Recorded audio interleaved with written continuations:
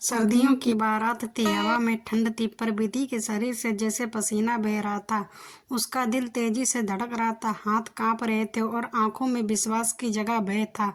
आज उसकी शादी की दूसरी सालगिरह थी। वह बहुत सजे धजे मन से अपने कमरे में अपने पति नितिन को सरप्राइज देने जा रही थी।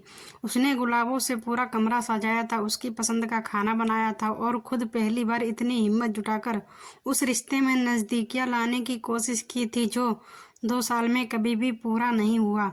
पर जैसे ही उसने कमरे का दरवाज़ा खोला, उसकी पूरी दुनिया पल भर में ही उजड़ गई। बिस्तर पर नितिन उसकी ही सौतेली बहन काव्या के साथ था।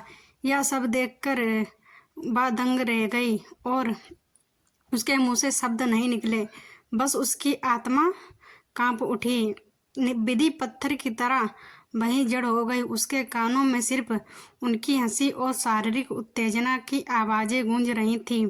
किसी तीसरे की नज़दीकी से बचते हुए 2 साल से जीती विधि अपने ही पति को अपनी बहन के साथ देखकर बिखर चुकी थी। उसने कल्पना नहीं की थी कि जिनके साथ वो अपने सुख दुख बांटती है, वही उसकी ज़िंदगी का सबसे बड़ा धोखा बनेंगे। अगर प्यार किसी और से था तो शादी मुझसे क्यों की? यह सवाल उसकी रग रग में जल रहा था। उस रात विधि कुछ नहीं बोली, चुपचाप दरवाज़ा बंद किया और घर के पीछे बने मंदिर में जाकर बैठ गई। उसकी आंखों से आंसू थमने का नाम नहीं ले रहे थे, लेकिन उसकी चुप्पी कोई हार नहीं थी। वो सोच रही थी, समझ रही थी और खुद को फिर से जोड़ रही थी। और अगले दिन विधि ने कुछ नहीं कहा। काव्या और नितिन भी जैसे कुछ हुआ ही नहीं वैसे व्यवहार करते रहे, लेकिन विधि ने एक एक कर सब जानना शुरू किया। उनके फ़ोन, मैसेज, बैंक स्टेटमेंट्स, यहाँ तक कि पुराने एल्बम तक। उसे एहसास हुआ कि नितिन और काव्या का रिश्ता उसकी शादी से भी पहले से था। विधि को बस एक मोहरा बनाकर उस घर में लाया गया था, एक इज्जतदार बहू का मुखौटा पहनाकर। औरतें अक्सर अपने घर को बचाने के लिए सब कुछ सह जाती हैं, पर विधि अब वो औरत नहीं थी। वह स्वाभिमानी औरत थी और आत्मनिर्भर होकर जीवन जीना जानती थी। एक हफ्ते बाद रविवार की सुबह घर में सब लोग मौजूद थे। विधि ने सबको ड्राइंग रूम में बुलाया। आप सबको शायद लगता है कि मैं कमज़ोर हूँ, लेकिन मैं मूर्ख नहीं हूँ। विधि की आवाज़ में पहली बार साहस था। नितिन, तुम्हारा और काव्या का रिश्ता मैं देख चुकी हूँ। 2 साल तक मुझे यूज किया गया, मेरी भावनाओं से खेला गया और मेरी ज़िंदगी को एक झूठ बना दिया गया, पर अब और नहीं।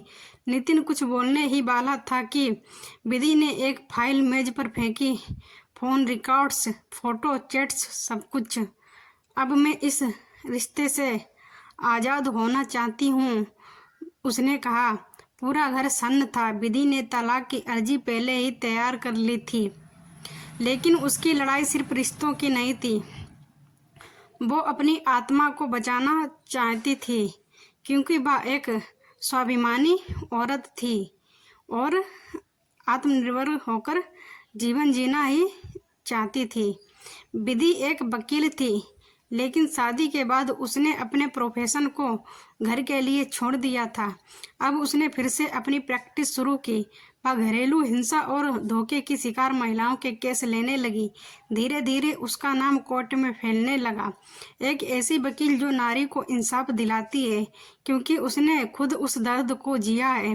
वो अब केवल विधि नहीं थी, वो उन तमाम औरतों की आवाज़ बन चुकी थी जिन्हें चुप करा दिया जाता था।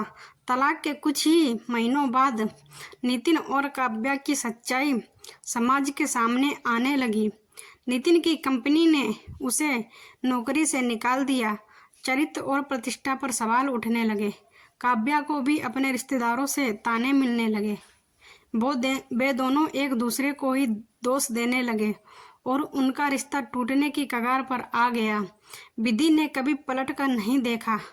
वह जानती थी कि बदला सबसे बड़ा समाधान नहीं होता, स्वाभिमान और आत्मनिर्भरता ही सबसे बड़ा उत्तर होते हैं।